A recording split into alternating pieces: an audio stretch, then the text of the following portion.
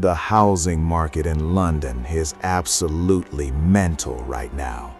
You're basically selling your soul just to rent a literal cupboard in Shoreditch. But then there's 14 Blackwood Lane. It's a total wreck. The windows are smashed, the porch is rotting right off the frame, and the garden looks like a set from a post-apocalyptic flick. By all logic, it's a teardown. Yet, the listing just went live for £4.2 million. No lowballers, no viewings without a non-refundable deposit. The description is just one chilling line. The frequency is included in the price. Buy the broadcast, not the bricks. People online were calling it a piss take or some dodgy money laundering scheme. But when Ryan, an investigative prick who thought he'd seen it all, stepped onto the property, he realized this wasn't about real estate. This was something far more twisted.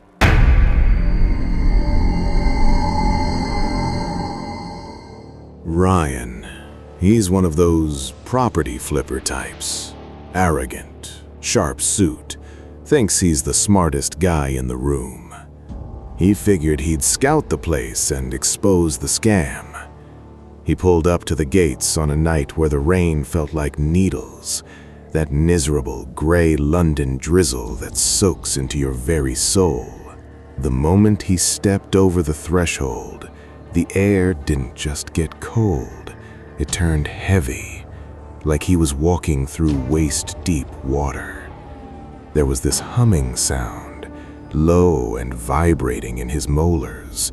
It wasn't the plumbing, it was the sound of the house breathing. He pulled out his thermal camera, expecting to find squatters or a faulty heater. Instead, the screen showed the entire hallway was a freezing -20°C, except for one spot. In the corner of the ceiling, there was a heat signature shaped like a crouching human, glowing a violent, pulsing red. It wasn't moving, it was just watching. Now, here's why the price is so high. It's not about the acreage. Inside that house, time doesn't work right. Ryan checked his watch. It said 8 p.m. He walked into the kitchen, turned around, and it was 11:45 p.m. Nearly 4 hours gone in the blink of an eye. The super rich, the ones with more money than sense, they want this place because it's a temporal anchor. If you sit in the master bedroom, you can see echoes. You aren't seeing ghosts in the traditional sense. You're seeing glitches in reality. You can watch a conversation that happened in 1920 as clearly as a 4K Netflix stream. But the house is greedy. It doesn't give those visions for free. It feeds on the electricity in your nerves. Ryan found a ledger on the floor. The last entry wasn't written in ink. It was etched so deep into the paper it tore through. It said, "The walls are starving. I paid the first million with my sleep. I'm paying the rest with my skin." Ryan tried to bolt for the door, but the house decided the showing wasn't over. As he ran through the foyer, the floorboards didn't creak. They screamed. Not a wood-stressing scream, but a human vocalization of agony coming from under his boots.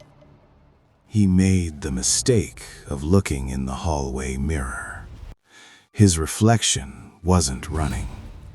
His reflection was standing perfectly still, staring back at him with a grin that was far too wide for a human face. The mirror Ryan leaned forward and whispered something that bypassed his ears and went straight into his brain. "You're short on the asking price, mate." Suddenly, the walls started to bleed. Not blood, but a thick, black, oily substance that smelled like ozone and burnt hair. It began to pool around his ankles, sticking to his trousers like tar. Every time he pulled his foot away, he could hear the sound of Velcro tearing. But it wasn't his shoes. It was the house trying to peel the shadows off his body. He scrambled into the library, but the books weren't on shelves anymore.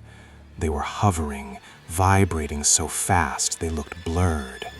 One flew past his head, the pages snapping like teeth, nicking his ear. This wasn't a haunting. This was a localized collapse of reality. Ryan managed to smash through a window, tumbling out onto the wet grass, gasping for air. He didn't look back until he was in his car, burning rubber down the driveway. When he got home and stripped off his jacket, he saw it. On his chest, there were bruises in the shape of fingerprints.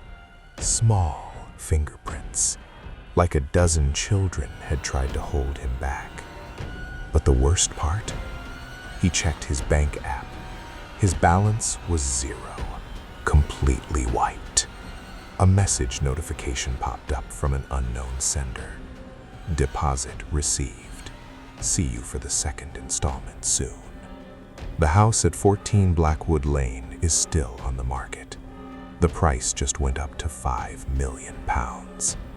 So if you're looking for a unique investment opportunity in London, and you don't mind your soul being used as collateral, give them a call. But fair warning, once you enter, you realize the house isn't overpriced. You're just underprepared to pay what it actually wants. Happy hunting. That's the end of this tale, fam. But I've got to ask, are you 100% sure that voice you're hearing from the next room is actually your brethren? Out in the Canadian bush, especially during mud season, there's something waking up that doesn't just hunt, it mimics. It's out here learning our slang and our voices until you can't tell the difference in it. If you want to see a proper madness, click the video on your screen right now. Catch you in the next one.